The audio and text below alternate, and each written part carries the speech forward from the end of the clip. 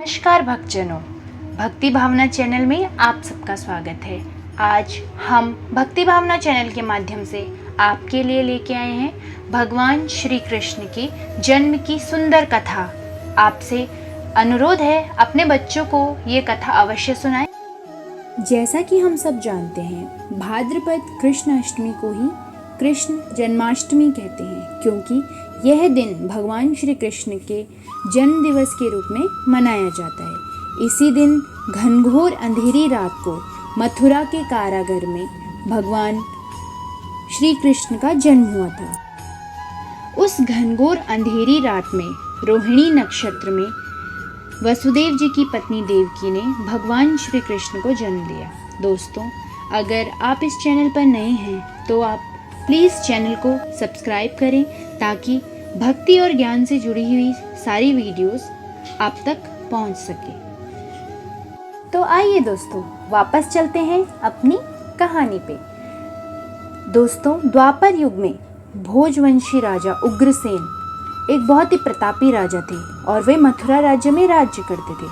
उनका पुत्र कंस बड़ा ही अन्यायी और क्रूर था। उसने अपने ही पिता को राजगद्दी से उतार दिया और स्वयं मथुरा का राजा बन बैठा। कंस की इकलौती बहन थी जिसका नाम देवकी था।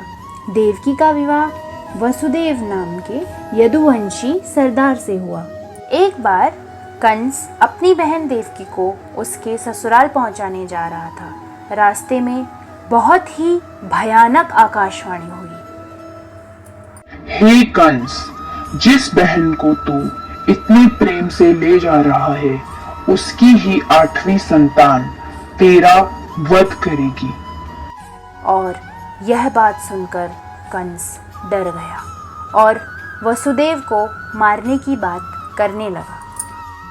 यह बात सुनते ही देवकी ने रोते हुए अपने भाई कंस से कहा, मेरे गर्भ से जो भी संतान उत्पन्न होगी उसे मैं तुम्हारे हवाले कर दूंगी, परंतु कृपा करके मेरे पति को मत मारिए।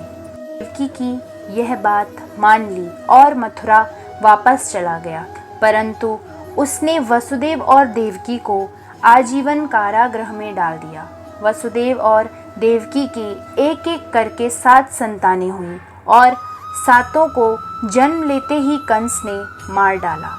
परंतु जब 8वां बच्चा होने वाला था तो कारागार में उन पर कड़े पहरे बिठा दिए गए। उसी समय नंद गांव में नंद की पत्नी यशोदा को भी संतान होने वाली। वसुदेव देवकी को पुत्र पैदा हुए।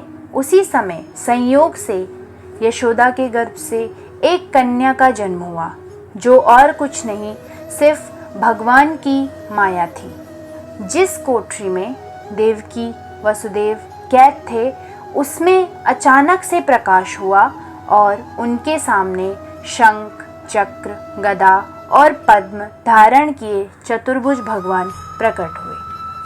वसुदेव और देवकी दोनों ही भगवान श्री हरि के चरणों में गिर पड़े।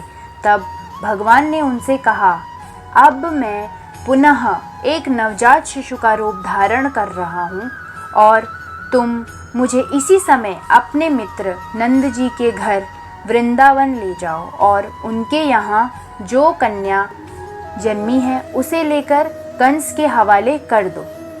वसुदेव नवजात शिशु रूपी श्री कृष्ण को सूप में रखकर कारागृह से निकल पड़े और यमुना नदी को पार कर नंद जी के घर पहुँचे। वहाँ उन्होंने नवजात शिशु को यशोदा के साथ सुला दिया और कन्या को लेकर मथुरा आ गए। कारागार के फाटक पहले की तरह बंद हो गए और जब कंस को सूचना मिली कि वसुदेव और देवकी को संतान हो गई है तो उसने बंदी गृह में जाकर देवकी के हाथ से नवजात कन्या को छीन लिया। नवजात शिशु को जमीन पर पटकना चाहा, परंतु वह कन्या आकाश में उड़ गई और बोली, अरे मूर्ख, मुझे मारने से क्या होगा? तुम्हें मारने वाला तो वृंदावन में जा पहुंचा है और जल्द ही वह तुझे तेरे पापों का दंड देगा। यह कहकर देवी महामाया अंतर्ध्यान हो गईं और इधर यशोदा और नंद जी ने भगवान श्री कृष्ण का लालन पालन किया। यह थी भगवान श्री कृष्ण के जन्म की पावन कथा। आशा करते हैं कथा आपको अच्छी लगी होगी। अगर आपको ये कथा पसंद आई तो आप इसे शेयर करें और ऐसी ही और जानकारी के लिए हमारे चैनल से जुड़े रहें। आशा करते हैं भगवान श्री कृष्ण की कृपा हम सब पर बनी रहे। जय श्री कृष्ण।